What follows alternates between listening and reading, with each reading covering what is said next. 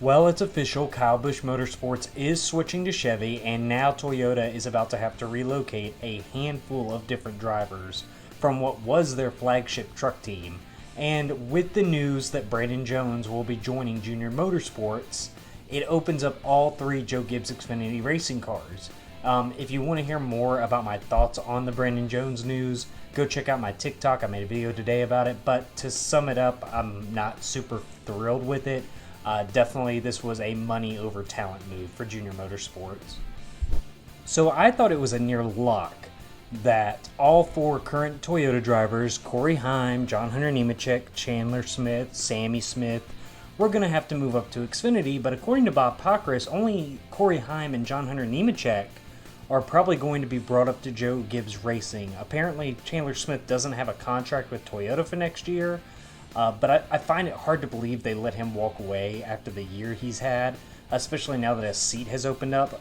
Bob Pockrass also didn't really speak to Sammy Smith's contract status, but considering he's made select starts with JGR this year in Xfinity, I'd speculate he's in their immediate plans. And I've been saying for a few weeks now that I think what was going to end up happening, and I still kind of do think this is what's going to end up happening, is that Corey Heim, Chandler Smith, and Sammy Smith are all going to go to Joe Gibbs Racing's Xfinity team next year and run some combo of the 18, the 19, and the 20, and the 54 car will be ran with different drivers. Ty Gibbs has actually said he wants to run some Xfinity next year along with what will probably be a full-time Cup schedule.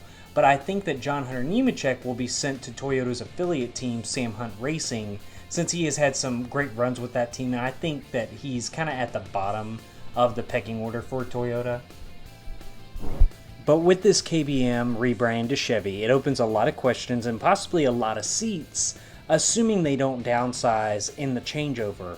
Now, if it's true Chandler Smith is out at Toyota, then I would fully expect him to sign back with KBM in Chevy, and I don't think that's a bad career move for him.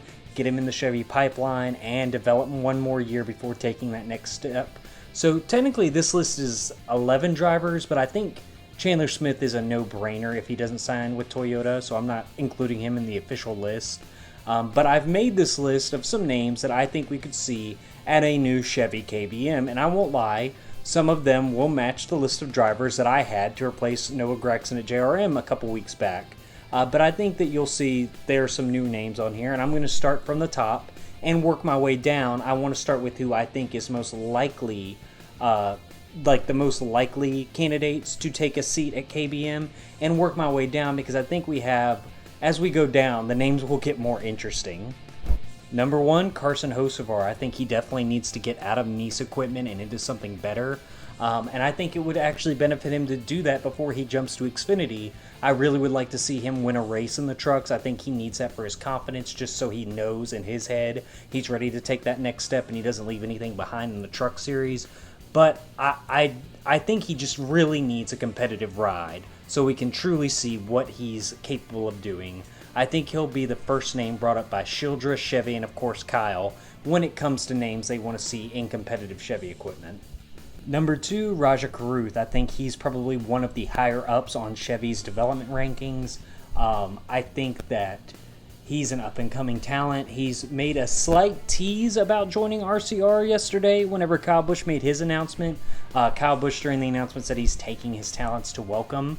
And whenever he said that, Raja tweeted that he wanted to use the taking my talents to welcome line for his 2023 plans, which it might have just been a tease. It might have just been him having fun or wishful thinking, but honestly, it makes a lot of sense going to KBM, where he would then undoubtedly be put in the Richard Childress Racing pipeline for Chevrolet.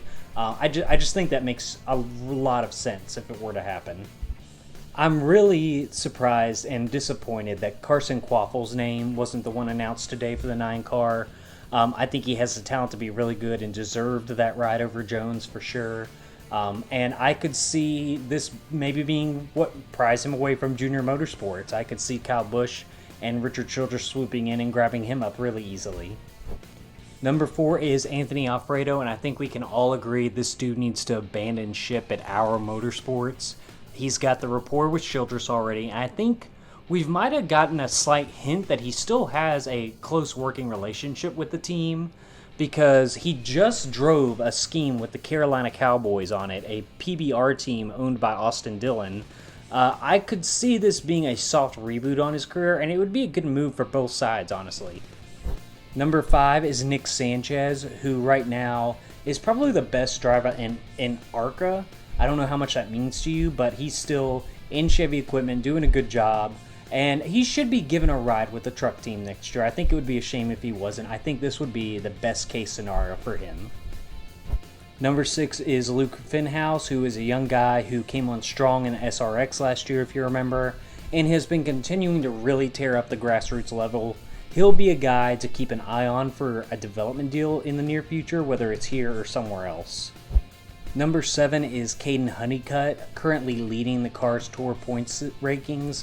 I ranked Caden my 29th best prospect this last offseason, and he has moved up since. He's very talented, but currently seems to be in the Toyota pipeline. I don't know how his contract is currently constructed, but with Toyota losing a vital piece to their pipeline in KBM, I think Caden could be the first in what might be a trend of Toyota development guys getting scared off.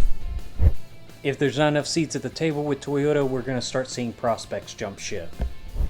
Number 8, I've got Kaz Gralla, another RCR former driver who could use a full-time ride to boost his career. Gralla is talented and would be a great fit at KBM. I don't know if he has any kind of funding to sway anyone, but he'd be a big get as far as a talent driver for Kyle. Number 9, I've got Jeffrey Earnhardt, and I'm sure people are getting tired of seeing me mention Jeffrey on these lists, but one of these days, I'm going to be right. I mean, Jeffrey had a race. He almost won with RCR earlier this year.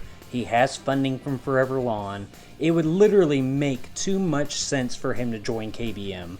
RC can even give Kyle his blessing to use the number 3 for him.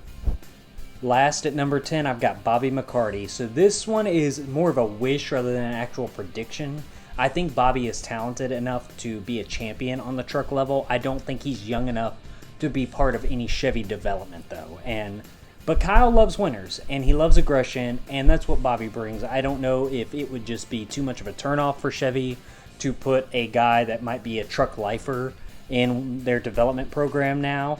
But if he actually got his hand on a full-time KBM ride, I think the Truck Series youngins would definitely be in trouble. But what do you guys think? Who do you want to see racing at KBM next year?